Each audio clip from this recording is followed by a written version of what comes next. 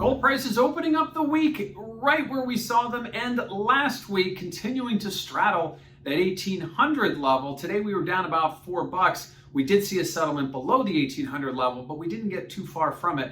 That has been the trend in gold. We saw one big move higher over the last 3 weeks, but since then it's really only been a few days where we haven't traded 1800 in the month of July. That has been the level that gold has been sort of glued to, sort of waiting for that catalyst moment, that big event, that what if, and certainly this week's FOMC meeting could be that moment. We also get GDP numbers from the second quarter. That could also be a catalyst. But ultimately right now we're going to look at what the Fed might do and what the Fed might say, and it becomes a Fed/dollar trade, which could be the next move for gold. We didn't see anything today, and we haven't for the last several weeks, but certainly on Wednesday, that's where all eyes will be focused. Watching again, gold hovering right below 1800. Now, what does this mean for volatility? Well, if you check out that CVol index over at cmegroup.com, you'll notice that gold has been trading sideways. We've seen a few upticks and downticks, but ultimately we've seen, taking a step back, volatility's been very much a sideways trade, and that kind of goes along with the fact that prices have been very muted. We haven't seen any big spikes. Gold, a very emotional contract,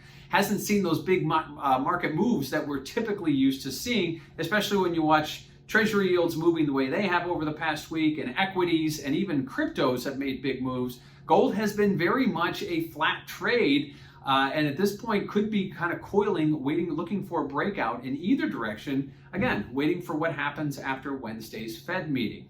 Lastly, let's look at what's going on in positioning. Now, speculators have been adding to their longs, and probably one of the reasons why we haven't seen any major declines in price, and they did exactly that as of last week. So they've been continuing to add over the last several weeks after big declines over the last month or so. Obviously right now gearing up for some possibly bearish dollar move or maybe a more dovish Fed. That is what would cause gold prices to go higher, and one of the reasons why you might see speculators getting in. However, gold has been very unreactive. So perhaps, like I said, in the month of July, it's been coiling up to this 1800 level, looking for a big move, and maybe this Fed meeting could be the gasoline or the spark that lights the fire here for gold to get it moving to the upside if you're anticipating a weaker dollar. Likewise, if you're not, you should see gold speculators selling in, but they're not. They're in buying, and that's kind of an interesting thing to keep an eye on. So right now, gold prices continue to hug and hold and straddle that 1800 level 2 days ahead of this week's FOMC meeting and ahead of advanced GDP. So a couple of interesting things out there to keep an eye on. But again,